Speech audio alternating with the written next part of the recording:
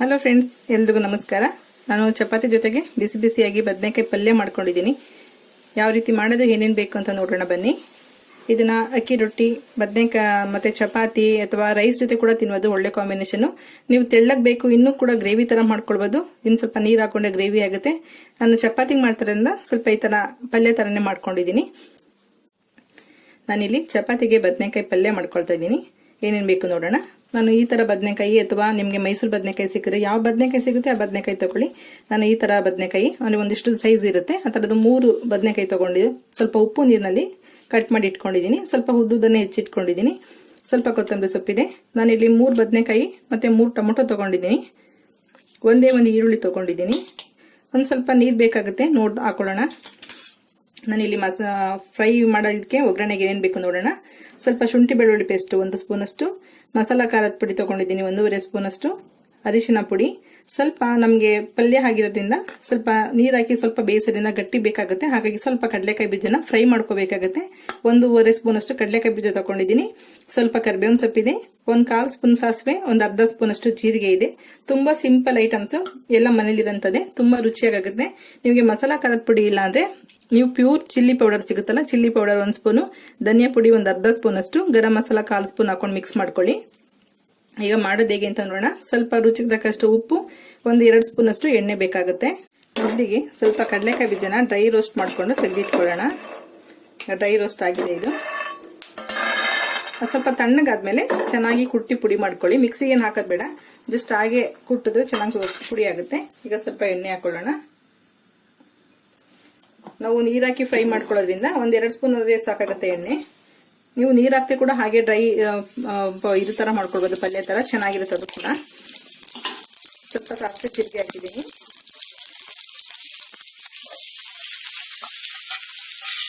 ಚೆನ್ನಾಗಿ ಫ್ರೈ ಮಾಡ್ಕೊಳ್ಳೋಣ. ಈಗ ಈರುಳ್ಳಿ ಒಂದು ಅರ್ಧ ನಿಮಿಷದಷ್ಟು ಫ್ರೈ ಆಗಿದೆ. ಬದನೆಕಾಯಿ ಹಾಕೊಳ್ಳೋಣ.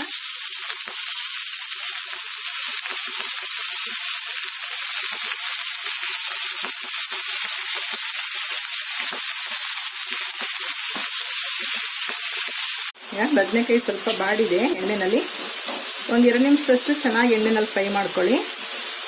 ನೀವು ಯಾವುದೇ ಬದನೆಕಾಯಿ ಆದ್ರೂ ಹಾಕೊಳ್ಬೋದು, ಚೆನ್ನಾಗಿರುತ್ತೆ. ಆದಷ್ಟು ಬಲ್ತಿರೋ ಬದನೆಕಾಯಿ ಹಾಕ್ಬೇಡಿ, ಎಳೆ ಬದನೆಕಾಯಿ ಉಪಯೋಗಿಸ್ಕೊಳ್ಳಿ. ಈಗ ಟೊಮೊಟೊ ಹಾಕೊಳ್ಳೋಣ.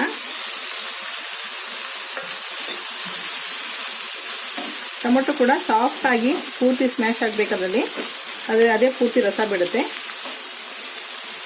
ಈಗ ಇದೊಂದು 3-4 ನಿಮಿಷದಷ್ಟು ಚೆನ್ನಾಗಿ ಫ್ರೈ ಆಗಲಿ. ಈಗ ಉಪ್ಪು ಸ್ವಲ್ಪ ಅರಿಶಿನ ಪುಡಿ ಹಾಕ್ಬಿಟ್ಟು ಮುಚ್ಚಿಟ್ರೆ ಚೆನ್ನಾಗಿ ರಸ ಬಿಟ್ಟಿರುತ್ತೆ.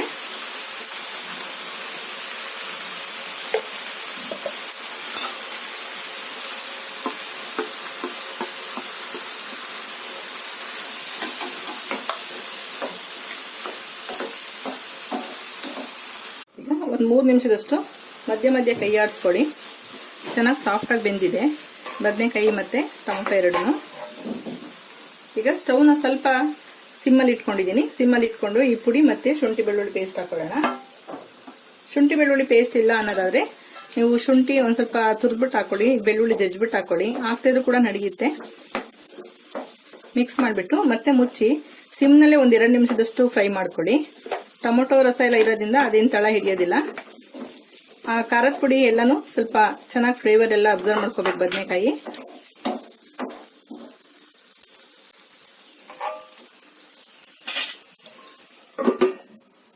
ನಾವಿಲ್ಲಿ ನೋಡಿ 1-2 ನಿಮಿಷದಷ್ಟು ಸಿಮ್ಮಲ್ಲಿ ಫ್ರೈ ಮಾಡ್ತಾ ಇದ್ದೀನಿ. ಎಣ್ಣೆ ಕೂಡ ಜಾಸ್ತಿ ಹಾಕಿಲ್ಲ. ಮಸಾಲಾ ಪುಡಿ ಎಲ್ಲ ಫ್ಲೇವರ್ ಚೆನ್ನಾಗಿ ಬರ್ತಾ ಇದೆ. ನಿಮಗೆ ಈಗ ನೀವು ಡ್ರೈ ತಿನ್ನೋದಕ್ಕೆ ಇಷ್ಟಪಡ್ತೀವಿ ಅಂದರೆ ಬದನೆಕಾಯಿ ಕೂಡ ಸಾಫ್ಟಾಗಿ ಬೆಂದೋಗಿದೆ. ಬದನೆಕಾಯಿ ಬೇಗ ಬೇಯುತ್ತೆ ಎಲ್ಲ ಅಡುಗೆಗಳಲ್ಲೂ. ನಿಮಗೆ ಡ್ರೈ ತಿಂತೀವಿ ಅಂದ್ರೆ ಹೀಗೆ ಕೂಡ ತಿನ್ನಬಹುದು. ನೀರು ಬೇಕಾದ್ರೆ ನೀರು ಹಾಕೊಳ್ಬೋದು. ನಾನಿಲ್ಲಿ ಒಂದು 3-4 ಸ್ಪೂನ್ ಅಷ್ಟು ನೀರು ಹಾಕ್ತಾ ಇದ್ದೀನಿ.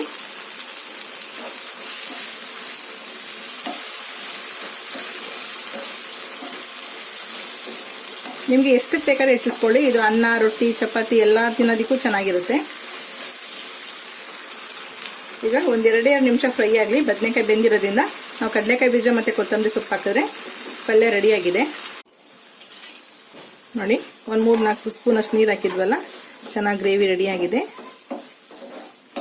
ನಾನು ಆವಾಗಲೇ ಹೇಳ್ದಂಗೆ ನೀರು ಹಾಕ್ತಾ ಇರೋ ಏನೋ ವ್ಯತ್ಯಾಸ ಇರಲ್ಲ, ಇನ್ನು ಸ್ವಲ್ಪ ಡ್ರೈ ಅನಿಸುತ್ತೆ ಅಷ್ಟೇ. ನಾನೀಗ ಉರ್ದಿ ಪುಡಿ ಮಾಡಿ ಇಟ್ಕೊಂಡಿದ್ದೀನಲ್ಲ, ಜಸ್ಟ್ ಕುಟ್ಟಿ ಪುಡಿ ಮಾಡಿ ಇಟ್ಕೊಂಡಿದ್ದೀನಿ, ಮಿಕ್ಸಿಗೆ ಹಾಕಿಲ್ಲ. ಮಿಕ್ಸಿಗೆ ಹಾಕಿದ್ರು ನೀವು ಜಸ್ಟ್ ಒಂದು ರೌಂಡ್ ಅಥವಾ 2 ರೌಂಡ್ ಅಷ್ಟು ಮಿಕ್ಸಿ ಮಾಡಿ ಸಾಕಾಗುತ್ತೆ. ತುಂಬಾ ನುಣ್ಣು ಪುಡಿ ಹಾಕಬಾರ್ದಿದ್ದು. ತಿನ್ನೋದಿಕ್ಕೆ ಮಧ್ಯ ಸಿಕ್ಕರೆ ತುಂಬಾ ಚೆನ್ನಾಗಿರುತ್ತೆ ಟೇಸ್ಟು. ನೀವು ಇದಕ್ಕೆ ಬಿಳಿ ಎಳ್ಳು, ಒಣ ಕೊಬ್ಬರಿ ಎಲ್ಲ ಕೂಡ ಫ್ರೈ ಮಾಡಿ ಕೂಡ ಹಾಕೊಳ್ಬೋದು, ಪುಡಿ ಮಾಡಿ, ಅದು ಚೆನ್ನಾಗಿರುತ್ತೆ. ಜಸ್ಟ್ ಮಿಕ್ಸ್ ಮಾಡಿ. ಬದನೆಕಾಯಿ ಜೊತೆಗೆ ಹುಣಸೆ ಹಣ್ಣಾಗ್ಲಿ ಅಥವಾ ಕಡಲೆಕಾಯಿ ಬೀಜ, ಒಣ ಕೊಬ್ಬರಿ ಇದೆಲ್ಲ ಒಳ್ಳೆ ಕಾಂಬಿನೇಷನ್ ಇರುತ್ತೆ. ನೀವು ಇದ್ರ ಜೊತೆಗೆ ಬೇರೆ ಮಸಾಲ ಕೂಡ ಹಾಕೊಂಡು ಟ್ರೈ ಮಾಡ್ಕೊಳ್ಬೋದು. ಈಗ ಕಡಲೆಕಾಯಿ ಬೀಜ ಹಾಕಿದ್ಮೇಲೆ ತುಂಬಾ ಫ್ರೈ ಮಾಡ್ಬೇಕಂತ ಏನಿಲ್ಲ. ಜಸ್ಟ್ ಸ್ಟವ್ ಆಫ್ ಮಾಡ್ತಾ ಇದೀನಿ. ಸ್ವಲ್ಪ ಕೊತ್ತಂಬರಿ ಸೊಪ್ಪು ಹಾಕ್ತಾ ಇದೀನಿ. ಪಲ್ಯ ರೆಡಿ ಆಯ್ತು.